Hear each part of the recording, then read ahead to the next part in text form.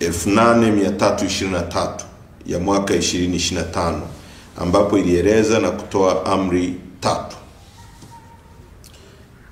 Katika kesi hiyo, aliyekuwa makamu mwenyekiti wa chama chetu upande wa Zanzibar kwa miaka takriban 15, ndugu Saidi Isa Mohamed, pamoja na wajumbe wa bodi ya wadhamini wa chama wa sasa, ndugu Ahmed Rashid Hamis na mama Maulida Ana Kom, ambaye ni mmoja wa waasisi wa chama, kwa pamoja wameshtaki chama wakilalamikia mgao wa rasilimali kutowapendelea Zanzibar, na hivyo wameiomba mahakama pamoja na mambo mengine, wakiwa wanasubiri shauri la msingi kusikilizwa, Chadema isimamishwe kufanya shughuli za kisiasa na kutumia rasilimali zake.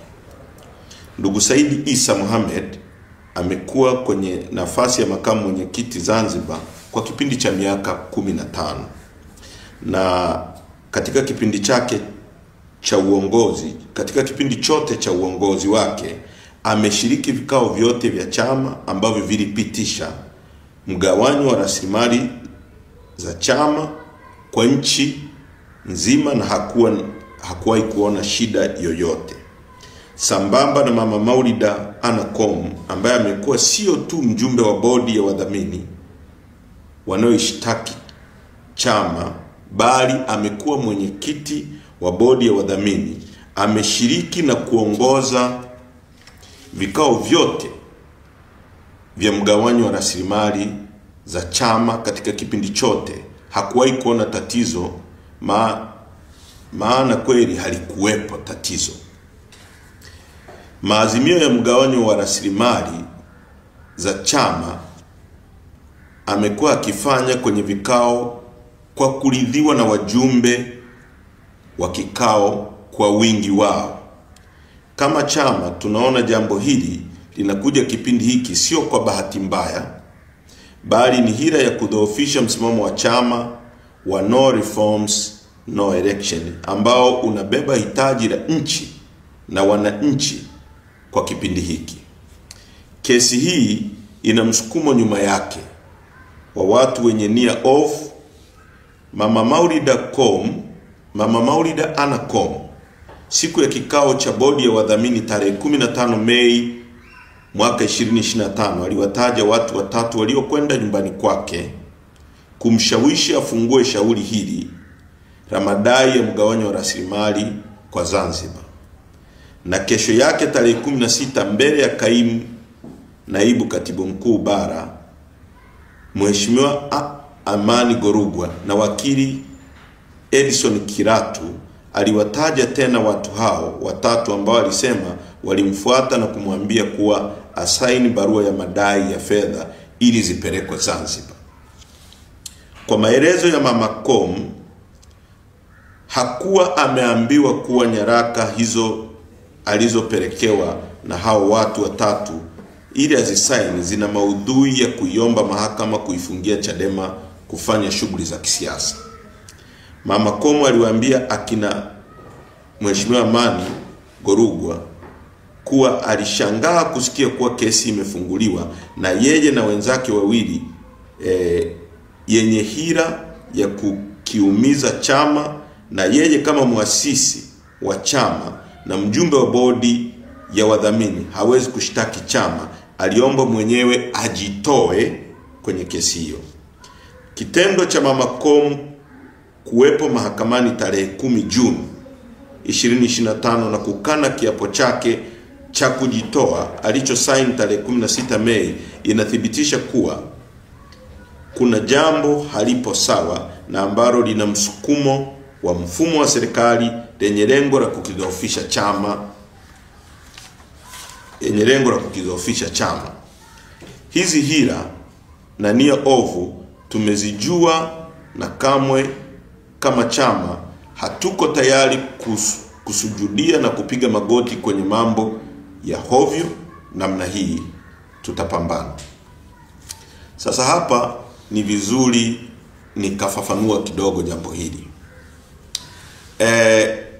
Saidi Isa Mohamed amekuwa makamu mwenyekiti wa chama chetu kama tulivyoeleza hapa kwa miaka 15. Said Issa Mohamed katika kipindi chote ambacho alikuwa kiongozi na mwenyekiti akiwa Mheshimiwa Freeman Mbowe hakuwahi kulalamika, na bahati nzuri mimi katika kipindi chote hicho nimekuwa naye kwenye kamati kuu. Nimekuwa kwenye kamati kuu kwa zaidi ya takriban miaka 13. Ni katika vipindi vichache tu vya miezi kadhaa ndio sikuwa kwenye kamati kuu.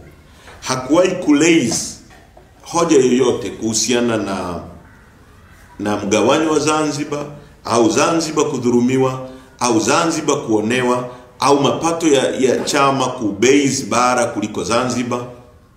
Mama Maulida Komu ni muasisi wa chama kama tulivyosema. Amekuwa mwenyekiti wa bodi, na kwa maana hiyo bodi ndio wenye chama, wao ndio wanaogawa mapato. Mama Maulida Komu ambaye ni mwenyekiti hakuwahi kulalamika wala kutaka mgawanyo mpya wa mali za chama. Licha ya hivyo, hii kesi imekuja baada ya sisi uongozi mpya tuliopatikana tarehe 21 mwezi wa kwanza kuingia madarakani. Watanzania watakumbuka kwamba sisi tuna miezi kadhaa tu ofisini.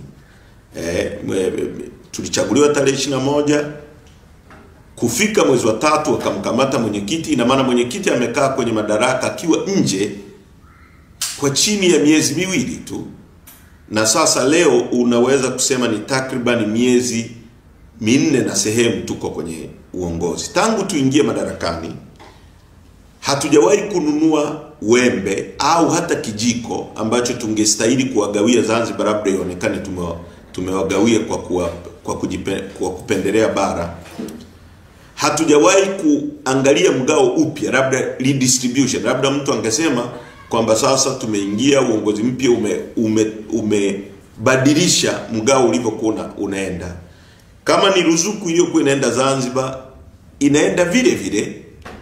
Kama ni mgao uliokuwa unaenda Zanzibar unaenda vile vile alivyokuwa Said Issa Mohamed, alivyokuwa Mama Maulida Komu, na ulivyokuwa uongozi uliokuwa chini ya Mheshimiwa Mbowe. Sana tulichofanya, kuna magari ambayo yalitolewa, au gari iliyotolewa kwa ajili ya Zanzibar, na kwa sababu lilikuwa linatumiwa na aliyekuwa naibu katibu mkuu Zanzibar huku bara, na akawa analitumia huku, sisi tumeamuru, uongozi mpya umeamuru livuke liende Zanzibar, litumike likiwa Zanzibar, kwa sababu naibu katibu mkuu aliyekuwa huku, aliyekuwa Zanzibar, ni kama alikuwa anakaa bara. Kwa hiyo akawa anatumia hili gari likiwa huku bara muda wote ambalo lilipaswa kwa Zanzibar. Sana tulichofanya sisi, tumeamuru hilo gari livuke, ambao ni Ford mpya, iende Zanzibar, itumike ikiwa kule Zanzibar. Kwa hiyo hatujawahi kufanya mgawanyo mwingine wowote wa mali, labda kutazama au kufanya nini kama nilivyoeleza. Sasa inakuwaje watu ambao walikuwa kwenye madaraka, watu ambao ndio walikuwa wamegao, ndio waliofanya huu mgao, watu ambao ndio wamekuwa wanasimamia chama kikiwa hivi, leo baada ya kutolewa madarakani kwa njia ya kura waone kwamba huo mgawanyo sio sawa? Ndio maana tunasema hizi ni hila za serikali kwa kutumia hawa watu kujaribu kuzuia operation ya no reforms no election. Na hizi hila hazisimami peke yake. Mojawapo ni kumkamata mwenyekiti, nyingine ilikuwa ni kuzuia ruzuku. Mtakumbuka kuna kesi iko hapo inaitwa kesi ya Mchome iliyopelekwa kwa msajili wa vyama vya siasa. Hii yote ni kujaribu kudestabilize chama kishindwe kufanya shughuli zake, hasa shughuli za kusukuma hitaji la Watanzania ambalo kwa sasa ni no reforms no election kama tulivyoeleza. Na nieleze kwa kina zaidi, watu wengi wamekuwa wakisema kwa nini Watanzania hawajitokezi kusimamia mapambano, kuwa tayari kupambana. Lakini Watanzania walikuwa hawako tayari, kwa sababu kama watu wenyewe wanasiasa ndio hao wanasema hawako tayari kupoteza ubunge au diwani au vyeo kwa ajili ya Watanzania. Watanzania hao watakuwaje tayari kupoteza maisha yao kupambana? Watanzania wako tayari kuunga mkono watu wanaopambania maslahi yao, ndoto zao. Sio ndoto za wanasiasa kupata ubunge, sio ndoto za wanasiasa kuwa marais, sio ndoto za wanasiasa kuwa madiwani. Watanzania wanaiunga mkono Chadema kwa sababu wanajua iko tayari kwa ajili ya mapambano ya kubadilisha maisha yao, na hapo ndipo Watanzania sasa tunawaita wasimame na chama chetu ambacho kiko tayari kwa wanasiasa wao kuforgo ubunge, kuacha udiwani, kuacha urais kwa ajili ya kuunganisha nguvu na tubadilishe nchi hii. Kwa hilo ni la kwanza, na mtaingia hoja ya pili.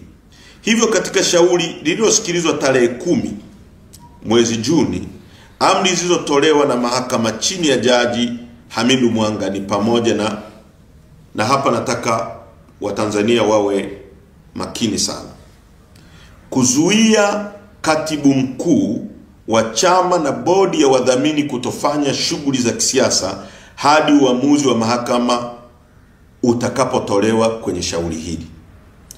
Kuzuia katibu mkuu, order namba 1 iko very specific, na hata pale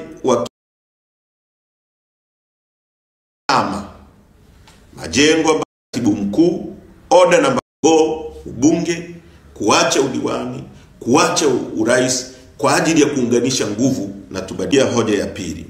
Hivyo katika shauri lililosikilizwa tarehe 10 mwezi Juni, amri zilizotolewa na mahakama chini ya Jaji Hamidu Mwanga ni pamoja na hapa nataka Watanzania wawe makini sana: kuzuia katibu mkuu wa chama na bodi ya wadhamini kutofanya shughuli za kisiasa hadi uamuzi wa mahakama utakapotolewa kwenye shauri hili. Kuzuia katibu mkuu, order namba 1 iko very specific: kuzuia katibu mkuu na bodi ya wadhamini kufanya shughuli za chama. Ya pili, watumishi wa chama na wote waliotajwa kwenye amri ya pili ya kesi hii kutotumia rasilimali za chama hadi uamuzi wa mahakama utakapotolewa. Watumishi wa chama au viongozi wa chama kutotumia rasilimali za chama, majengo ambayo yako chini ya bodi ya wadhamini, magari labda kwa mfano, na rasilimali zingine ambazo kwa mfano fedha na nini, mpaka uamuzi utakapotolewa. Hukumu ya shauri hili ilisikilizwa upande mmoja, na hili ni jambo jingine la msingi sana. Upande mmoja baada ya wakili wetu ndugu Jebra Kambole, kwa sababu muhimu kabisa, aliamua kujitoa. Mwenendo ulikuwa kama ifuatavyo: jaji alikubali kujitoa kwake, na hata pale wakili Jebra aliposimama katika mazingira hayo na yeye kujitoa, ni vema mahakama ihairishwe. Aliposimama na kuomba kwamba ni vema mahakama ihairishwe na walalamikiwa ambao yani ni chama wajulishwe na wapatiwe fursa ya kutafuta wakili mwingine, jaji alisema yeye Jebra sio mwakilishi wa chama na hawezi kuwasemea, hivyo akaamua kesi isikilizwe upande mmoja, kutoa uamuzi ambao umekuwa na madhara na upo kinyume cha misingi ya haki. Hili ni muhimu pia nikalifafanua. Kwenye jambo kubwa kama hili ambalo wakili alijitoa baada ya kuona mwenendo hauko sawa, na sisi kwa sababu kama chama au mtu mwingine yoyote, msingi wa mahakama ni kumpatia mtu natural justice, haki ya asili, ambayo ni haki ambayo imetolewa tangu uwepo wa dunia, kwamba na yeye apate kusikilizwa. Na baada ya wakili kujitoa, chama hakikuwa na mwakilishi kama wakili, jaji alipaswa kuahirisha kesi ili atupatie sisi chama tarehe nyingine na atuombe kupeleka wakili ili tuwe na uwakilishi, tuwakilishwe kwenye kesi hii. Lakini katika mazingira ambayo sio ya kawaida, jaji alifanya uamuzi bila kuzingatia jambo kubwa hili ambalo natural justice, ambayo ni haki namba 1 katika masuala yoyote ya kisheria. Uamuzi huo umetolewa ukiwa unakiuka haki yetu ya asili ya kusikilizwa. Ni kanuni ya kawaida kabisa kuwa mtu asihukumiwe bila kusikilizwa. Kwa kuwa wakili wetu alijitoa na washtakiwa ambao ni bodi ya wadhamini na katibu mkuu wa chama hawakuwepo mahakamani, ilitakiwa jaji aahirishe kesi hiyo na kuwaita na kutoa nafasi kwa wadhamini na katibu mkuu kutafuta wakili mwingine na au wao kuamua kujitetea wenyewe. Kwa kitendo cha Jaji Hamidu Mwanga kuendelea kusikiliza kesi hiyo bila kuwaita wadhamini na katibu mkuu, hiyo inaonyesha kuwa tayari alikuwa na uamuzi wake kichwani uliopendelea upande mmoja. Wanasheria wetu wametujulisha kuwa amri mbili za zuio alizozitoa Jaji Hamidu Mwanga zinafanana sana na maombi yaliyo katika kesi ya msingi. Hivyo ni wazi kuwa amri hizo mbili zilizotolewa vile vile zipo katika kesi ya msingi, na hivyo inatoa tafsiri kwamba tayari jaji amekwisha fanya uamuzi wa kesi ya msingi, na hivyo kesi ya tarehe 24 Juni ni kiini macho.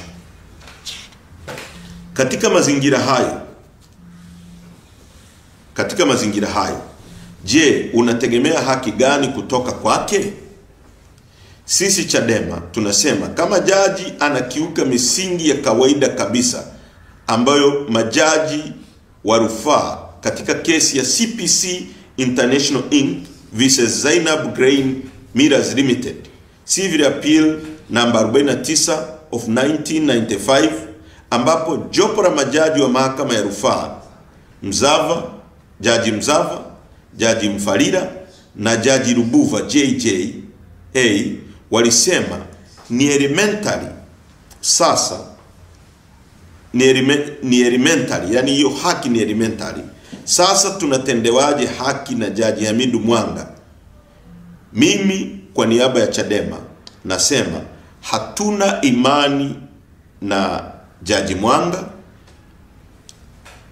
kwa sababu hatuamini kama kuwanyima haki ya kusikilizwa bodi ya wadhamini wa chama na katibu mkuu wa chama ni makosa ya kibinadamu. Badala yake tunaona alifanya akijua ili kutimiza lengo lake. Aidha, sababu ya pili inatokana na historia ya Jaji Mwanga. Mheshimiwa Jaji Mwanga ameteuliwa akitokea Tume ya Uchaguzi Zanzibar ZEC.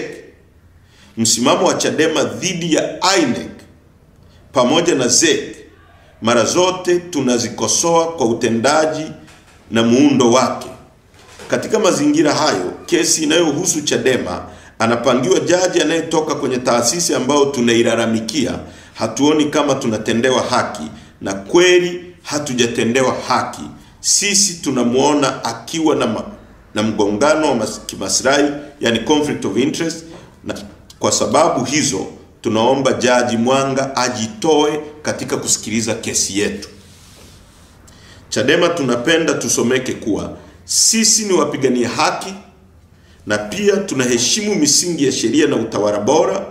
Tuna wajibu wa kuheshimu maamuzi ya mahakama katika misingi iliyo ya haki na kweli. Kamwe hatutasujudu kwenye mambo ya hila na ukandamizaji. Wanasheria wetu wametushauri na zipo hatua za kisheria zinazoendelea kuhusiana na shauri hili. Tunakusudi la kuomba mapitio upya, yani review ya hukumu hiyo ya tarehe 10 Juni 2025, maana amri zilizotolewa hazina msingi wa haki.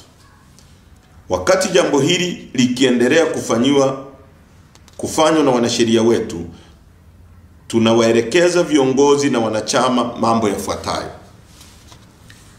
Moja, amri ya zuio la kutojishughulisha na shughuli za siasa limeelekezwa kwa katibu mkuu na bodi ya wadhamini. Hivyo, viongozi wengine wote na wanachama tunawaelekeza kuendelea na shughuli za kisiasa kama kawaida bila kutumia rasilimali za chama.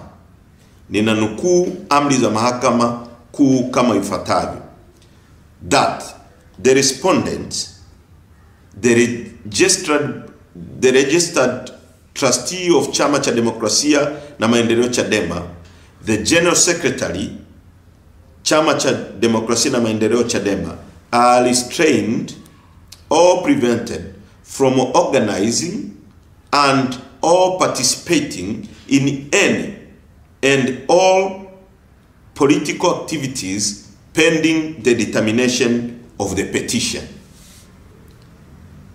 Hivi sasa chama kipo kwenye programu ya kichama ya kuziba mapengo. Vikao hivi viendelee na kazi hii ikamilike kama ilivyopangwa. 2. Chama kinawaelekeza viongozi wengine wote na wanachama, wakati tukisubiri hatua za kisheria ambazo wanasheria wetu wanachukua sambamba na kesi ya msingi, rasilimali za chama zisitumike wakati tunaendelea na hatua hizi za kisheria. Ninanukuu amri za Mahakama Kuu kama zilivyoandikwa kwenye hukumu: that the respondent, the registered trustee of Chama cha Demokrasia na Maendeleo Chadema, the General Secretary of Chama cha Demokrasia na Maendeleo Chadema, their servants, workmen, agents, and 1920 or whosoever purporting to act on respondent behalf are restrained from utilizing the properties and assets of the party pending the determination of the petition. Viongozi wengine wote na wanachama wajitolee kwa rasilimali zao binafsi kufanya shughuli za kisiasa ili kukamilisha programu za chama ambazo zilitakiwa kukamilishwa. Wanachama waache kutumia rasilimali za chama kama mahakama ilivyoelekeza. 3. Chama kinawaelekeza viongozi wengine wote na wanachama kujihusisha wenyewe kwenye shughuli za kijamii kimaalum kama sadaka ya kujitolea kwa wananchi, kwenda kuchangia damu kwa Watanzania wenzetu wenye uhitaji, kwenda kutembelea vituo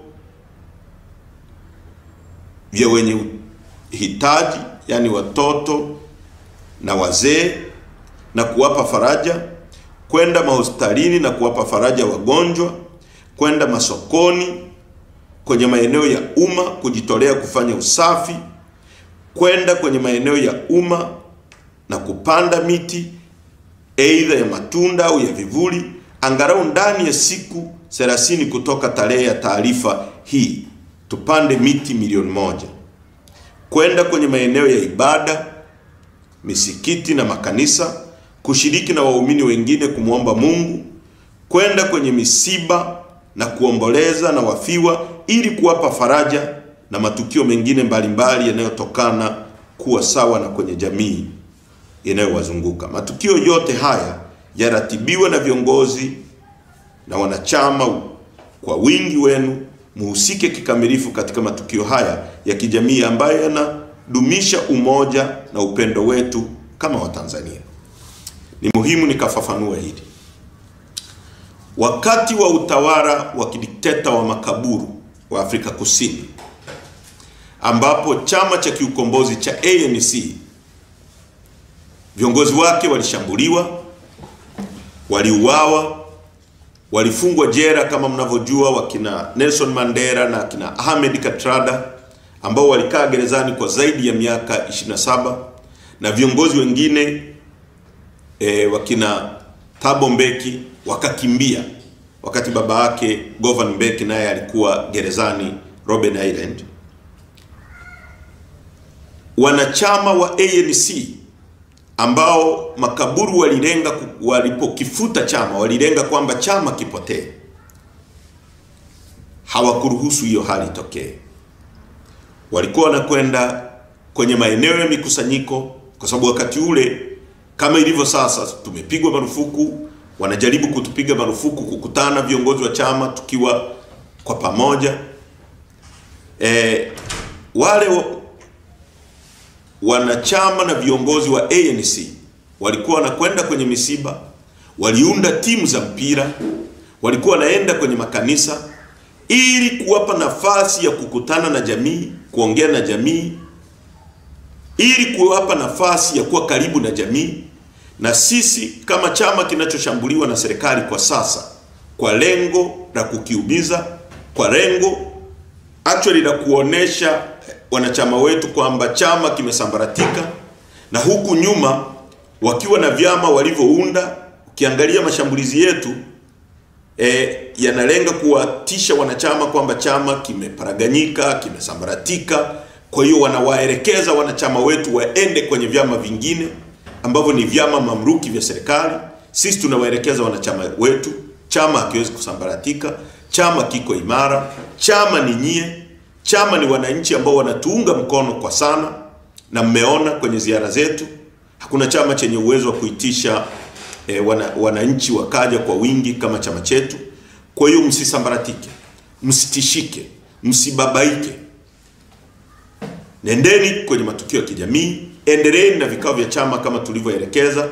Msitumie majengo tu yale ambayo yako kwenye board of trustee mpaka tutakapomaliza swala hili, lakini mnaweza kukutana kwenye maeneo mbalimbali, mfanye vikao vya kichama, mfanye mpande miti, mtembelee wagonjwa, toe damu, fanye nini ili chama chetu kiendelee kusukuma agenda za no reforms no election. Endeleeni kuvaa t-shirt zenye jumbe mbalimbali, jumbe za no reforms no election, ambayo ndio inawaudhi sana watawala mpaka wanababaika kwa kiwango hichi. Chama kinasisitiza kuwa nchi yetu inahitaji kufanyiwa mabadiliko ya mfumo, yani reforms ya uchaguzi kabla ya uchaguzi wa mwezi Oktoba 2025. Chama chetu, sisi viongozi wakuu, mara zote tumekuwa tayari kwa mustakabali wa taifa letu. Tupo tayari kwa mazungumzo na majadiliano yenye lengo la kutufikisha kwenye kufanyika mabadiliko ili tusirudie uzoefu mbaya wa chaguzi zilizopita. Mabadiliko haya tunaendelea kuyadai kwa sababu ni hitaji la nchi na wananchi kwa kipindi hiki na si wakati mwingine. Hivyo Watanzania wote tuendelee kupaza sauti zaidi kuwa no reforms no election. Kuhusu kesi inayomhusu mwenyekiti wetu Mheshimiwa Lissu, kwanza ieleweke kuwa Lissu sio muhaini. Tunaisihi serikali iondoe hii aibu kwa taifa. Serikali iache uonevu wa kuonea raia wake kwa kuwabambikizia kesi ambazo hazina kichwa wala miguu. Ni rai yetu kuwa serikali kupitia mwendesha mashtaka DPP wamwachie huru Mheshimiwa Tundu Lissu, kwa kuwa wao wanajua na Watanzania wanajua na dunia inajua kuwa Lissu sio muhaini. Kwa kumalizia, ndugu zangu wanachadema na Watanzania, chama chetu kinashambuliwa kwa nia ovu, kwa lengo la kutaka kukiua, kwa lengo la majaribu yote haya ni kujaribu kukiua chama, kukifuta chama au kukipoteza chama kwenye ramani za siasa. Nataka niwaambie uongozi wetu uko imara. Tundu Lissu mwenyekiti wetu ambaye yuko gerezani kwa sasa yuko imara. Viongozi wengine wote wa kamati kuu wako imara. Nataka niwahakikishie kwamba chama hakitatetereka. Uungwaji wenu mnavyotuunga mkono ndio inayomtisha watu wanaotufanyia matendo ya kigaidi, ya kihaini, ya kidikteta kujaribu kukifuta chama chetu. Msitetereke, msibabaike. Tuko kwenye ukweli na tutashinda vita hii. Hii ni vita ya kurudisha nchi hii kwenye mikono yenu. Ni vita ya kuhakikisha kwamba rasilimali za nchi yetu zinatumika kubadilisha maisha yenu. Ni vita ya kuhakikisha kwamba kama mtoto wa waziri anavyosoma vizuri na mtoto wako mwanakijiji asome vizuri. Ni vita ya kuhakikisha kwamba kama rais anavyotibiwa vizuri na wewe Mtanzania kwa kutumia rasilimali zetu utibiwe vizuri. Ni vita ya kuhakikisha kwamba kama mtoto wa mkurugenzi fulani anavyopata maji na umeme kwenye nyumba nzuri, na wewe mtoto wako na wewe upate maji na umeme kwenye nyumba unayokaa. Ni vita ya kuhakikisha kwamba na wewe usafiri kwa staha kama wengine wanavyosafiri. Kwa chama kinachopigana vita hiyo ni Chadema. Chama ambacho kimekataa kujiunga na wadhalimu kupoteza haki hiyo. Endeleeni kukiunga chama chetu mkono, msitetereke, msibabaike, msitishike. Msisikilize maneno ya watu wanaowaambia kwamba chama kinapotea au kinafanya nini. Chama kingekuwa kinapotea, kisingekuwa kinazungumziwa na kina Wasira kila siku wanazungumzia chama hiki. Hawazungumzi vyama vingine hivyo ambavyo hawasemi vinapotea. Hawazungumzi vikaragosi walivyoviunda. Wanazungumzia chama chetu kwa sababu chama chetu ni imara. Mikutano yetu nchi nzima imethibitisha hivyo. Upendo wenu zidi ya chama chetu, michango yenu ndio inasababisha tunashambuliwa. Tutawaelekeza njia mpya ya kuendelea kuchangia chama na kukiunga mkono ili shughuli ziendelee. Wakati huo tukiendelea na mapambano haya ya kesi kuhakikisha tunashinda. Asanteni sana, kuweni imara, msitetereke, sisi tuko imara. Asanteni, endeni kukiunga chama mkono. Mungu awabariki sana.